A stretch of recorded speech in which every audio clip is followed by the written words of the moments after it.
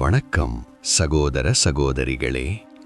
சாணக்கிய தந்திரம் சேனலுக்கு உங்கள் அனைவரையும் அன்புடன் வரவேற்கிறேன். நீங்கள் எப்போதாவது தனியாக அமர்ந்து யோசித்துப் பார்த்தீர்களா? ஏன் ஒரே விஷயத்தை நீங்கள் சொல்லும்போது அது அகங்காரமாக முத்திரை குட்டப்படுகிறது, ஆனால் அதே விஷயத்தை வேறொரு பெண் சொல்லும்போது அவள் எல்லோர் கண்ணிலும் ஸ்மார்ட்டாகவும் அன்புக்குரியவளாகவும் தெரிவது எப்படி? நமது வீடாக இருந்தாலும் சரி, வேலை செய்யும் இடமாக இருந்தாலும் சரி, நாம் கத்திப் பேசும்போது நம்மை யாரும் கவனிப்பதில்லை. நாம் அழும்போது யாரும் நம்மை மதிப்பதில்லை. சில நேரங்களில் நாம் சொல்லும் மிக சரியான விஷயங்கள் கூட மற்றவர்களுக்கு வெறும் வாக்குவாதமாகவே தோன்றும். இதற்கெல்லாம் காரணம் நம்மிடம் இருக்கும் அதிகப்படியான அன்போ அறிவில்லையோ கிடையாது. மாறாக நமது வார்த்தைகளை எப்படி பயன்படுத்த வேண்டும் என்று நமக்கு தெரியாததுதான் உண்மையான காரணம்.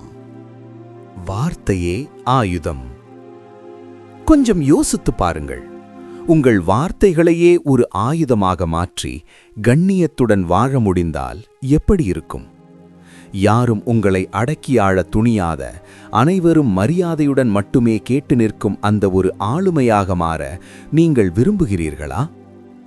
ஆச்சாரிய சாணக்கியர் கூறுகிறார், தனது வார்த்தைகளில் கட்டுப்பாடு உள்ள ஒரு பெண்ணால் இந்த உலகையே கட்டுப்படுத்த முடியும். ஒரு ஸ்மார்ட்டான பெண் எப்படி பேசுகிறாள்? எப்போது அவள் மௌனம் காக்கிறாள்? யாரிடமும் சண்டையிடாமல் தனது எல்லைகளை மற்றவர்களுக்கு அவள் எப்படி உணர்த்துகிறாள்? தவறான நேரத்தில் சொல்லப்படும் சரியான வார்த்தை கூட தீமையை விளைவிக்கும். ஆனால் சரியான நேரத்தில் கடைப்பிடிக்கப்படும் மௌனம் பல விஷயங்களை பேசும். எல்லா கேள்விகளுக்கும் பதில் சொல்பவளோ அல்லது எல்லா அவமானங்களையும் சகித்துக் கொள்பவளோ ஸ்மார்ட்டான பெண் அல்ல. எப்போது பேச வேண்டும், எவ்வளவு பேச வேண்டும், யாரிடம் பேச வேண்டும், எல்லாவற்றையும் விட முக்கியமாக எப்போது அமைதியாக இருக்க வேண்டும் என்று அவளுக்கு தெரியும். சாணக்கியரின் கருத்திப்படி ஒரு ஸ்மார்ட்டான பெண்ணின் முதல் அடையாளம் இதுதான். அவள் சத்தத்தை உயர்த்துவதில்லை, மாறாக வார்த்தைகளின் கனத்தை, அதாவது வலுவை அதிகரிக்கிறாள். அவள் எப்போதும் கத்தியோ கெஞ்சியோ அல்லது பயத்தை வெளிப்படுத்தியோ பேச மாட்டாள். அவளது வார்த்தைகள் எப்போதும் தெளிவாகவும் அளவாகவும் ஒரு நோக்கத்துடனும் இருக்கும். சுற்றி வளைத்து பேசுபவள் நேரத்தை மட்டுமே வீணடிக்கிறாள். ஆனால் சுருக்கமாகவும் தெளிவாகவும் பேசுபவள் அனைவரின் மரியாதையையும் பெறுகிறாள். இரண்டாவது தத்துவம், மௌனத்தின் முக்கியத்துவத்தை உணர்வது. அதிகமாக பேசுவதுதான் தன்னம்பிக்கை என்று பலர் தவறாக நினைக்கிறார்கள். ஆனால் ஒரு ஸ்மார்ட்டான பெண்ணுக்கு தெரியும், எல்லா கேள்விகளுக்கும் பதில் சொல்ல வேண்டிய அவசியமில்லை என்று.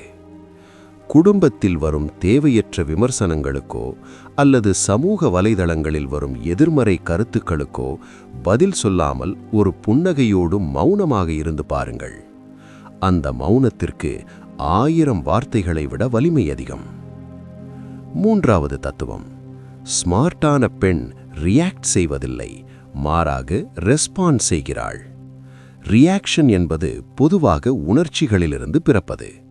ஆனால் ரெஸ்பாண்ட் என்பது புத்தியிலிருந்து வருவது. யாராவது அவளை கோபப்படுத்த முயன்றால் அவள் உடனடியாக எதிர்வினையாற்ற மாட்டாள். அவள் ஒரு நிமிடம் நின்று யோசித்து அதற்கு பிறகு மிக தெளிவாக பதில் சொல்வாள். அவசரப்பட்டு பேசுபவள் தனது வார்த்தைகளின் மதிப்பை இழக்கிறாள். சிந்தித்து பேசுபவள் மற்றவர்கள் மனதில் ஆழமான பாதிப்பை ஏற்படுத்துகிறாள். நான்காவது தத்துவம், ஸ்மார்ட்டான பெண் மற்றவர்களை திருப்திப்படுத்தவோ அல்லது நிரூபிக்கவோ முயலமாட்டாள். அவள் விஷயங்களை தெளிவுபடுத்த மட்டுமே செய்வாள். நம்மை நேசிப்பவர்களுக்கு விளக்கம் தேவையில்லை, நம்மை வெறுப்பவர்களுக்கு விளக்கம் போதாது. எனவே அவள் தேவையில்லாத நியாயங்களை கூறமாட்டாள். ஐந்தாவது தத்துவம், அவள் கேள்விகளை கேட்பாள், ஆனால் விவாதிக்க மாட்டாள். யாராவது தன்னை ஏமாற்றுகிறார்கள் என்று தெரிந்தால் அவர்களுடன் சண்டையிடுவதற்கு பதிலாக அவர்களின் மனசாட்சியை தொடும் விதமான கேள்விகளை கேட்பாள். எதிராளியே தனது பலவீனத்தையும் உண்மையையும் ஒப்புக்கொள்ளும் அளவுக்கு அவளது கேள்விகள் கூர்மையாக இருக்கும். 6வது தத்துவம். புகழ்ச்சியில் ஒரு சமநிலை இருக்க வேண்டும். ஸ்மார்ட்டான பெண் மற்றவர்களை பாராட்டுவாள், ஆனால் ஒருபோதும் ஐஸ் வைக்க மாட்டாள். 7வது தத்துவம். அவமானத்திற்கு அவமானத்தால் பதில் சொல்ல மாட்டாள். அது அவர்களின் தரத்திற்கு கீழே இறங்குவதற்கு சமம். 8வது தத்துவம். இல்லை என்பதை மிகத் தெளிவாக சொல்லத் தெரிந்தவள். எவ்வித தயக்கமும் இன்றி தனது எல்லைகளை வகுத்துக் கொள்வாள். 9வது தத்துவம். வார்த்தைகள் மூலம் எதிர்காலத்தை பாதுகாப்பது. கோபம் வரும்போது உறவுகளை என்றென்றைக்குமாக முறிக்கும் வார்த்தைகளை அவள் பேச மாட்டாள். 10வது தத்துவம். தன்னை நிரூபிக்கும் அவசரத்தை தவிர்ப்பது. தனது திறமையை மற்றவர்களுக்கு நிரூபிக்க கஷ்டப்படுபவர்கள் பலவீனமானவர்கள் என்று சாணக்கியர் கூறுகிறார். 11வது தத்துவம். கோபத்தின் போது மௌனம். கோபத்தில் பேசும் வார்த்தைகளை திரும்பப் பெற முடியாது என்பதை அவள் அறிவாள். 12வது தத்துவம். எல்லைகளை தீர்மானிப்பது. 13வது தத்துவம். அவமானத்தை விட்டுத் தள்ளுவது. 14வது தத்துவம். உணர்ச்சிகளை கட்டுப்படுத்துவது. தனது கண்ணீரை கூட மற்றவர்கள் ஆயுதமாக பயன்படுத்த அவள் அனுமதிக்க மாட்டாள். 15வது தத்துவம். தேவையற்ற விவாதங்களிலிருந்து விலகிச் செல்வது. 16வது தத்துவம். உடனடியாக பதில் சொல்லாமல் இருப்பது. நான் யோசித்து சொல்கிறேன் என்று சொல்வது ஒரு வலிமையான அடையாளம். 17வது தத்துவம். பேச்சின் மூலம் சுயமரியாதையை பாதுகாப்பது. 18வது தத்துவம். பின்விளைவுகளை முன்னரே யோசிப்பது. 19வது தத்துவம். மௌனத்தை ஒரு ஆயுதமாக பயன்படுத்துவது. 20வது தத்துவம். வார்த்தைகள் மூலம் தனது மதிப்பை தீர்மானிப்பது. எனக்கு ஒன்றும் தெரியாது என்று தன்னைத்தானே தாழ்த்திக் கொள்ள மாட்டாள். 21வது தத்துவம். புகார்களுக்கு பதிலாக எல்லைகளைச் சொல்வது. 22வது தத்துவம். உணர்ச்சிகளை விட உண்மைகளை பேசுவது. 23வது தத்துவம். ஒப்பீடுகளை தவிர்ப்பது. ஒருவரை மற்றொருவருடன் ஒப்பிட்டு பேசுவது உறவில் விஷத்தை கலக்கும் என்று அவளுக்கு தெரியும். 24வது தத்துவம். மரியாதையை சம்பாதிப்பது. 25வது தத்துவம்.